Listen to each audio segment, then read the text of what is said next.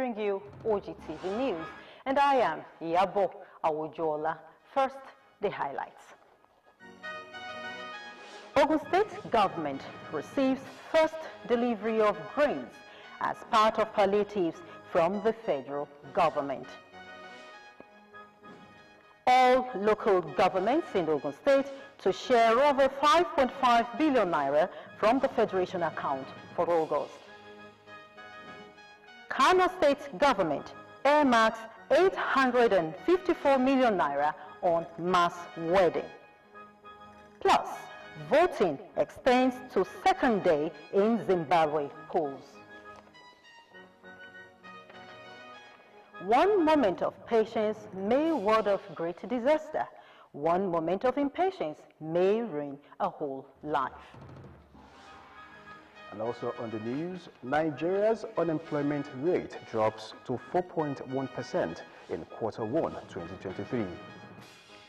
I'll bring the details of these and other stories on the business segment of the news. I am Dominic Agbea. And the sports segment of the news, FIFA opens disciplinary proceedings against Spanish FA boss Luis Rubiales. I'll bring you the details of this and many more when I return.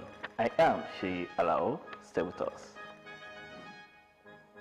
You can watch us live on these platforms: Apple, Roku, Facebook, and Android devices. You can also watch us live on Ogtv website on www.ogtv.com.ng/live or email us at info@ogtv.com.ng. And now to the details of the news. The Secretary to the Ogun State government, Mr. Tokunbo Talabi, has confirmed that the state has taken the first delivery of 3,000 bags of rice donation from the federal government in fulfillment of its plan to distribute grains to mitigate the effect of the subsidy removal policy in each state. The SSG informed that the bagging of the grains were already ongoing. Mr. Talabi, while answering questions from journalists on developments regarding the distribution of palliatives to states as promised by the federal government, also affirmed that the state government has received from the federal government part of the money planned for the procurement of grains to be distributed to residents by each state. The state scribe noted that the government is procuring more grains to complement the one given by the federal government for the wider reach of the residents, informing that special considerations will be given to the aged, physically challenged persons, women, among others, in the distribution of the commodities. He informed that the state government had already set up a committee of highly credible persons on the distribution of the palliatives, which we are now packaging in small quantities so that it can go far and wide. We are also setting up a committee to see to equitable and fair distribution of these palliatives as they come. The scheme is not limited to the federal government only. The state also is putting in a lot of its own resources into it as well. He assured that the distribution will have nothing to do with political or religious affiliations, informed that the mandate of the governor of the committee is to come up with credible plans and strategies for the very wide reach of the people in the distribution. It is multifaceted. First, we are engaging all the private companies in the states, employers of labor, and say, look, you need to do something because the government can't reach them all. And we've set a good example by saying, look at what we're doing for even the civil servants. So that we're getting some level of traction.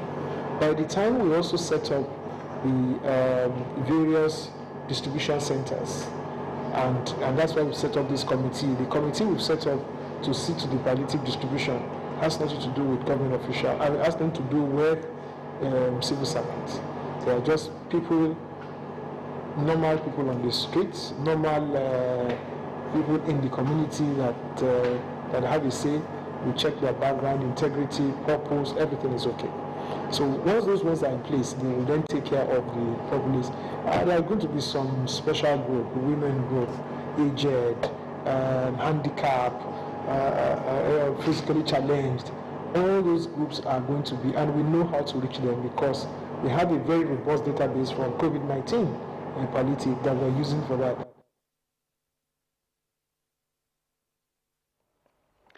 The 20 local governments in Ogun State have received and will share a total of 5.523 billion naira from the Federation Accounts Committee for the month of August. The Permanent Secretary and the Accountant General of the State Treasury, Mr. Babatunde Aregbesola, disclosed this at this month's Joint Accounts Allocation Committee meeting held in Abeokuta. Fowora Adesonwo reports. The meeting, which was presided over by the Permanent Secretary, Ogun State Ministry of Local Government and Chieftaincy Affairs, Dr. Rotimiolu Akilesi, was attended by representatives of Ogun State Traditional Councils, union leaders, other stakeholders, and chairmen of local governments in Ogun State. Dr. Akilesi eulogized the local government chairmen for their resilience and ability to think out of the box, which he said have begun to yield democratic dividends across the state. Dr. Akilesi, however, called for more developmental initiatives in their various constituencies. He acknowledged that the Joint Account Allocation Committee meeting was to foster even development, accountability, honesty, and integrity in the state. I know that there is a lot more that we can do. I know that our people expect more from us. And I can only pray that God will make that possible and support you, provide for you, and make you able to deliver the promises that you have made when you were coming into the saddle. So I want to congratulate our chairman. More of such. By the time you are wrapping it up, by the grace of God, the number of projects will be countless. We will not be able to count them. Congratulations. Outlining the proceeds from the federal allocation for the month of August for the 20 local governments in the state, the Permanent Secretary, Accountant General of the State Treasury, Babatunde Aregbesola, said a total of 5.1 billion naira will go for the first-line charges, which included primary school teachers' salary, local government staff, and allowances. So in total, when we add that to the statutory nets, we are having a grand total of 5,233,379,834 naira and 30 kobo. And that's what we are considering against first line charges and other commitments of the 20 local governments. Other areas outlined were traditional councils and pensions, among others. Ade Fowora Adesonwo, Ogtv News. Meanwhile, administrators and local governments in Ogun State have been urged to imbibe the spirit of self-discipline, transparency, accountability, and ensure judicious utilization of funds allocated for expenditure. Special Advisor to the Governor on Budget and Planning, Mr. Olaolu Olabinton, gave the charge at the fourth in the series of local government consultative meeting on medium-term expenditure framework (MTEF) held at the Obas Complex, Okimoson, Abeokuta. Olabinto, who emphasized the need for council administrators to have a clear understanding of the dictates of the State Fiscal Responsibility Law 2020 as amended, which allows for consultations and technical support with the state government in the determination and preparation of the yearly budgetary expenditure, urged them to explore the opportunities inherent.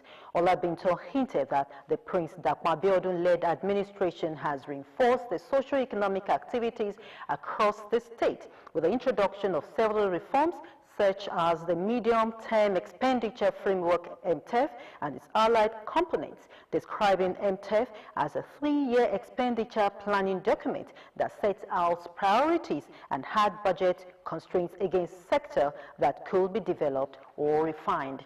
Earlier in his opening remarks, Special Advisor to the Governor on Finance, who also doubles as the chairman of the state's economic team, Mr. Dakpo Okobadijo, applauded local government administrators for their past contributions and quality representations to the budget preparation process in the state, noting that the state's budget performance had improved tremendously due to the several reforms put in place by government despite emerging macroeconomic realities. Okubadijo called on the administrators to expedite action on domesticating the State Fiscal Responsibility Law 2020 in their areas and should harness the potentials in the areas for increased internally generated revenue, with emphasis on investments in infrastructure development, thus ensuring public-private partnerships for greater economic growth. Minister of Humanitarian Affairs and Poverty Alleviation, Betta Edo, says the federal government is committed to lifting 133 million Nigerians out of poverty. This has sparked reactions from public affairs analysts who delved into the workability of this policy in the current economic downturn. Aderuka Adeyemi reports. Out of Nigeria's population of about 200 million, the National Bureau of Statistics disclosed that 65% of Nigerians are extremely poor.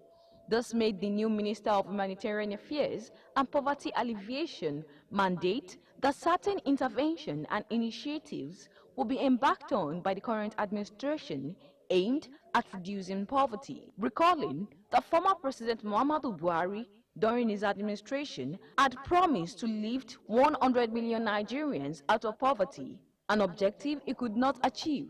Respondents spoke on the feasibility. Very visible. But as it always says, once he leaves the president, the people down there, to state governors, to local government chairmen, that we can't control. One thing that it has been a regular promise and promises, even from the previous government. And as of today, if we go back to that promise, I don't think it became a reality. They hope that efforts will be sincere, transparent, and accountable. Once we start to have statistics available in this country, then we can always juxtapose whether it's possible or it's not possible. If she say this is what she wants to do, I know she's somebody that always live and walk the talk. So I'll give her the benefit of doubt. How do you ensure that all these pledges, promises get to the right people?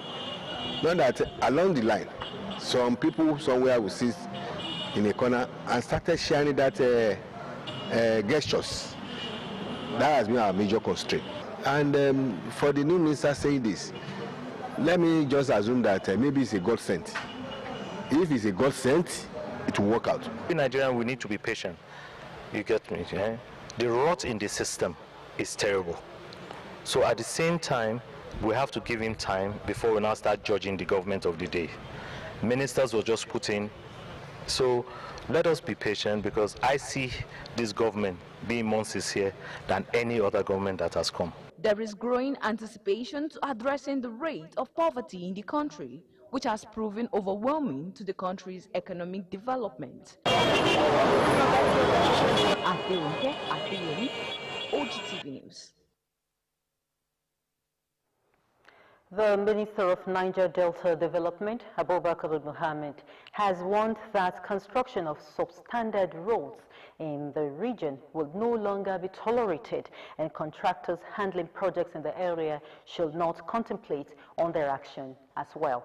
Abeokuta Mohammed gave the warning while interfacing with the heads of departments in the ministry. According to the new minister, the restructuring of the ministry from the Ministry of Niger Delta Affairs to the Ministry of Niger Delta Development was a call to greater commitment to the affairs of the people of the area. He thanked the president for appointing him to pilot the affairs of the region.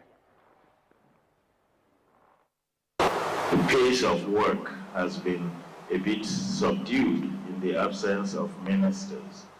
Now that you're coming, I can assure you that all of us are geared up. We're ready to give you the maximum support in order to achieve the objectives that you have committed from Mr. President. But in the past, particular projects that are executed by the NDDCs, they are nothing to write home about in terms of roads. Within 2 or 3 more years, they give way. But I think this time around, we try to focus on that seriously, so that if you want to build 1 kilometer network road, let that 1 kilometer be 1 kilometer that can last for the next 30 years. So stated that the days of substandard projects are over, promising to ensure that the Benin-Warri Road, among others, will be given prompt attention. President Bola Tinubu has been advised not to leave the new ministers to their whims and caprices, but supervise them in order to actualize his renewed hope agenda. Nigerians gave their advice while speaking on their expectations from the new ministers. Benga Adekoya's report is presented in this package. One after the other, the new ministers step forward to take their oath of office at the swearing-in program held at the Aso Rock Villa in Abuja. Immediately after the swearing-in, President Bola Tinubu welcomed them to his cabinet, charging them to be true agents of change. Since my inauguration on May 29, I have taken steps to begin implementing the agenda upon which I campaigned and for which I received the mandate of Nigerian people. With the inauguration of ministers today, we are about to accelerate our governing efforts. Move forward, realizing our best aspiration for Nigeria. Nigerians believe that it takes a team to build a dream, and for Tinubu's government to have appointed credible and competent people in its cabinet. They are only waiting for them to deliver their mandate. Our expectations this time around are high, because we believe that we are now putting round peg in the round holes. We have people who are going to be reporting not only to the Edu, who happens to be the economic and overall supervising seer. It's a very positive move from the president, President Bola Tinubu, and putting the right pegs in the right hole is also very key to progress in any nation. Now, for the ministers, we all know that all of them are right fits into the portfolio that they've been given. All eyes are now on the ministers, as expectations are high that with them, the country would be lifted out of its present economic woes. We all understand the situation of the country, the economic situation, the security situation, and all the challenges in the country. We are very optimistic. His Excellency Asiwaju Bola Ahmed Tinubu is quite aware and is determined towards resolving these issues. I'm very sure, as he's swearing in these ministers today, they will be coming on board with a strong agenda they have to actualize. Nigerian expectation is very high, because what the all citizens of this country want is an improved economy, and we expect the newly sworn-in ministers to be up to the task by making sure the economy of Nigeria is well improved. According to some stakeholders, the current economic situation, bettered by the removal of fuel subsidy, will be minimized when all members of Tinubu's cabinet assume their various offices. They, however, salute the courage of the president for creating 10 new ministries to change the current state of the nation and correct its recent economic woes. You are watching Ogtv News. Still to come in the second part of the news, Kano State government to spend 854 million naira on mass wedding. More news and reports after the break. Do stay.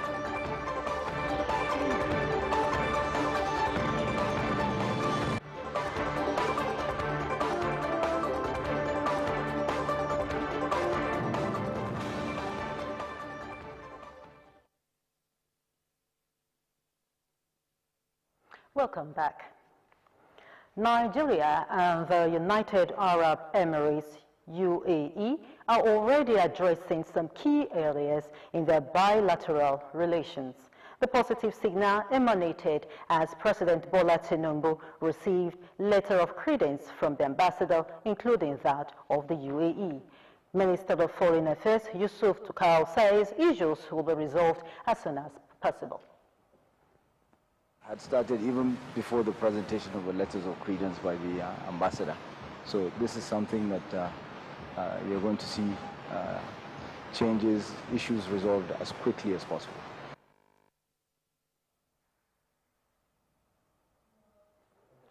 The ambassadors of Cuba and Ethiopia also presented letters of credence at the State House. This is the first of such function of President Tinubu. President Bola Tinubu has approved the return of a delegation of Islamic leaders to Niger Republic for another round of dialogue with the coup leaders.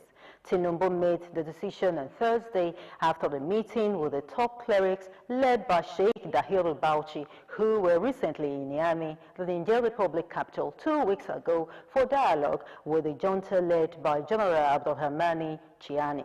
Tinubu made the decision in his capacity as the chairperson of the Economic Community of West African States, ECOWAS. Since the junta seized power from President Mohamed Bazoum July 26, 2023, ECOWAS had imposed sanctions on Niger in response to the coup and has not ruled out using force against the army officers.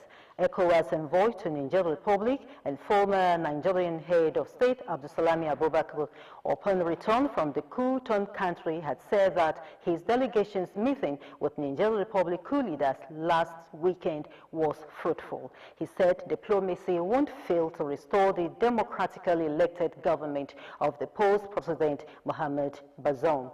Chiani had said the junta will return to civilian rule within 3 years, but ECOWAS rejected the move. The African Union has suspended Niger Republic over the ongoing situation.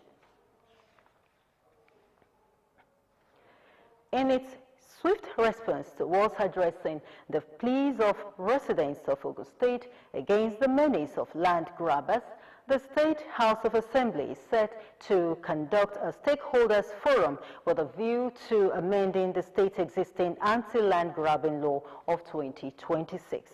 The review of the law, titled The Prohibition of Forcible Occupation of Landed Properties Law 2016, according to the Speaker, Right Honorable Lakunle Oluomo, will enable the Assembly address the rampant cases of land grabbing being recorded recently in the state. Correspondent Kolawole Osho covered the plenary held at the Assembly Complex, Ukemoson, Abeokuta. Details of his report are in this package. Right Honorable Olakunle Oluomo, while responding to the presentation of petitions by some lawmakers during the plenary, condemned in strong terms the life-threatening and violent conduct of land grabbers in the state in recent times, noting that the amendment became necessary to reconsider the diverse opinions of relevant stakeholders in the concerned sector to give a more effective implementation framework to the law. Oluomo commended the Surveyor General of the state for setting up a task force towards the enforcement of the law, adding that the 10th Assembly, under his leadership, remained committed to collaborating with ministries, departments, and agencies, as well as relevant professional bodies, amongst others, to carry out an immediate amendment on the law. Before now, It doesn't touch some areas in the state. But now it's spread all over the places. That's why the fact that we have an extant club in that dimension. But as as the law is listed for amendments, I think we need to tap out that club. And very soon, we shall be calling on knowledgeable people of the state to come and enforce their own suggestions on what I want to do with that law. Particularly the NPA and the Institute of Surveillance, we shall be inviting them very soon to come and advise us and experience citizens on what to be done. We want to amend that law so that we can fight that properly in Ogun State. In another development, 8 bills including Ogun State Legislative Fund Management Law 2023, Ogun State Judicial Fund Management Law 2023, and the Ogun State Legislative Officers Administration of Pensions Law scaled first reading on the floor of the House as the clerk and head of Legislative Service, Mr. Deji Adeyemo, read the long titles of the bills before the lawmakers.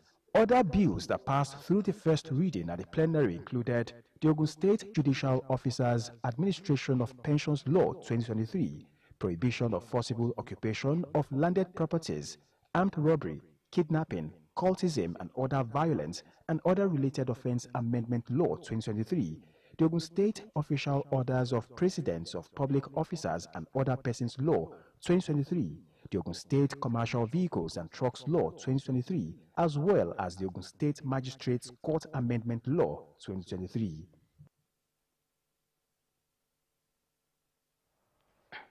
To get the 21st century exposure, there is need to suppress the conventional approach of teaching, especially science, technology, engineering, and mathematics education in schools. The Ogun State Governor, Prince Abeokuta, expressed this view at the closing ceremony of a 3-week Train the Trainer capacity building workshop for STEM teachers in secondary schools in the state. Elizabeth Esson was at the Akin Ugopola Model College, Akinale venue of the ceremony. Her report. In revamping the education sector, the present administration in Ogun State, since assumption of office, have adopted the use of different programs ranging from appointment of Ogun Teach interns, capacity building, policy formulation, and infrastructural rehabilitation, among others. In line with these objectives was the implementation of the first and second phase of capacity building of science, technology, engineering, and mathematics teachers on Progressive Mathematics Initiative, PMI, and Progressive Science Concepts. Productivity improvement in any organization is a function of capacity building, training of officers. If you didn't impart on them, they won't be able to bring out the best. Declaring the 3 weeks workshop closed, Prince Abeokuta, represented by his special advisor on education, science, and technology, Professor Abayomi Arigbabu, confirmed that knowledge imparted in the 750 STEM teachers trained would go a long way at improving the education sector. Our administration recognizes that for any nation to survive, the education sector must be fortified. As such, we are continuing to dedicate and demonstrate our commitment to successful implementation of the Building Our Future Together agenda, recognizing the significance of a strong education system as cornerstone of progress, which empowers individuals, breaks down barriers, and paves the way for a more equitable society. The special advisor to the governor on budget and planning, Olaolu Olabinton, noted that the state would continue to intensify training of its workforce technologically towards economic transformation. It is when we have children that are knowledgeable in the sciences, that is when we can push them up. Some will go to technical college, some will go to university, and then we have that upgraded skills.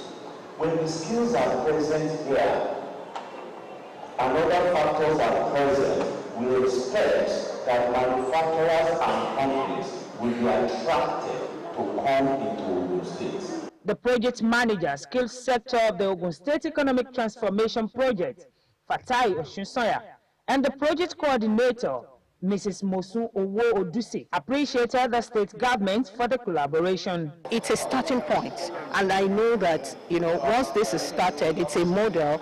More will follow, and I trust that the state government, because this is something we really want, are going to continue and make sure that it cuts across all the other schools. We are assured that the implementation of the experiences of this training program will definitely impact positively on our students. Some participants and zonal education officers commended the state government and the Ministry of Education, Science and Technology for the initiative. Under the leadership of the fearless governor, President Abeokuta, has done us turn around the performance of our learners and thereby improving the higher education potential in all our examinations. Participants were assured of provision of necessary tools needed to put into use every innovation taught in the course of the training. Elizabeth Esson, Ogtv News. Online application for 2023-2024 transfer of learners into Primary 2 to Primary 5 in the public primary schools in Ogun State will commence on Monday, 28th August 2023. A statement by the Special Advisor to the Governor on Education, Science and Technology, Professor Abayomi Arigbabu, enjoined prospective applicants to visit Ojisera platform on ojisera.ogustate.gov.ng. According to the statement, the cost of the form is 5,000 naira. The Kano State Executive Council has approved the release of 854 million naira for the Aure Zaurora Mass Wedding Initiative. It also approved 700 million naira for the payment of school fees for 7,000 indigenes of the state studying at Bayero University, Kano. Governor Abba Kabir Yusuf made this known on Thursday via his verified X page, formerly known as Twitter. It released funds for the first phase of the Aure Zaurora Mass Wedding Initiative and the constitution of a special committee to settle outstanding pension arrears for retirees from the Kano State Civil Service. The state government also approved the rehabilitation of pedestrian bridges at Bayero University Kano Old Campus, Aminu Kano College of Legal and Islamic Studies, and the Sahadato Rimi University of Education. Minister of Federal Capital Territory, Yemse Wilkie, has ordered the arrest of the owner of the collapsed building in Abuja, where 2 people were killed and many injured. The minister also pledged to offset the hospital bills of the victims.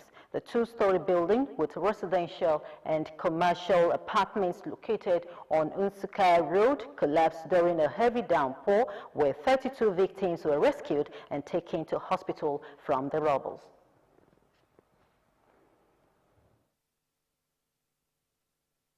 The winds were blowing heavily. So, and after the wind blowing, it's not quite long, like 10 minutes after the wind, the whole house started falling. So he fell to my side. It started from when the sockaway were coming out. So we complained to them about the sockaway. They didn't care. Then inside the shops, they were cracked. It used to crack. Then only for us to close shop yesterday night. Then go to the house. Then they call us back that the place has collapsed. Honestly, we have lost everything. Like I have 2 shops here, and we just restock. And even though the building has been in distress.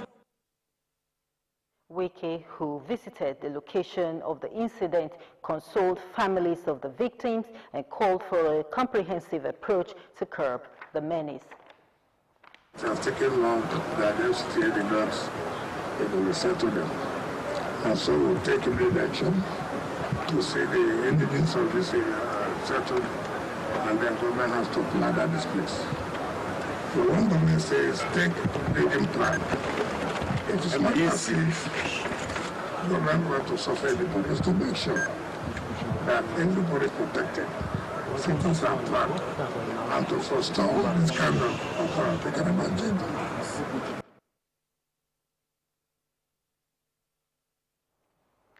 Armed men reportedly invaded Hostel D at the Rivers State University in the early hours of Thursday. The said hostel, which is exclusively for females, was invaded by the armed men at about 2:30 a.m. Eyewitnesses say they were armed with guns and machetes, breaking a wall at the hostel to gain entrance, where they assaulted and molested some of the occupants. One of the girls, while showing her injury, said they inflicted a machete cut on her leg.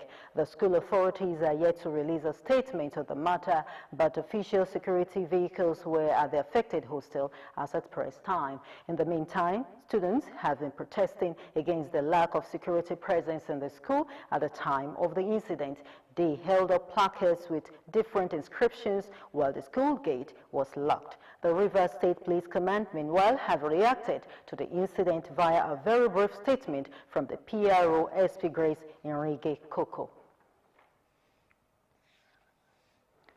The Rachakonda cybercrime team in India has apprehended 2 Nigerian nationals who were involved in deceiving victims by pretending to deliver presents or packages to them. According to Deccan Chronicle, on Wednesday, the accused, Omeyono Sylvester and Alimeke Endurance Chukwuka, who had entered India on student visas, were taken into custody by the cybercrime police at their rented home in Tilanaga, Delhi. They admitted during the examination that they had come from Nigeria separately on a student visa with the goal of defrauding people online. On August 15, the victim, Divya, reportedly went to the cybercrime police and filed a complaint. The first-year remembrance and memorial colloquium held in honor of Alhaji Abduganiyu Egbeyemi was held immediately after a prayer session at his residence at Adigbe, Abeokuta. The colloquium availed those in attendance to be fed by spiritual leaders. Ayodeji Oluwumi completes the report. Sweet is the remembrance of the righteous, so says the Holy Book. Little wonder why families, friends, and loved ones gathered at the residence of Alhaji Abduganiyu Alani Egbeyemi to offer prayers to Almighty Allah to mark 1-year anniversary of his demise. The event, which also featured memorial colloquium, where guests were fed with lessons of life through spiritual leaders.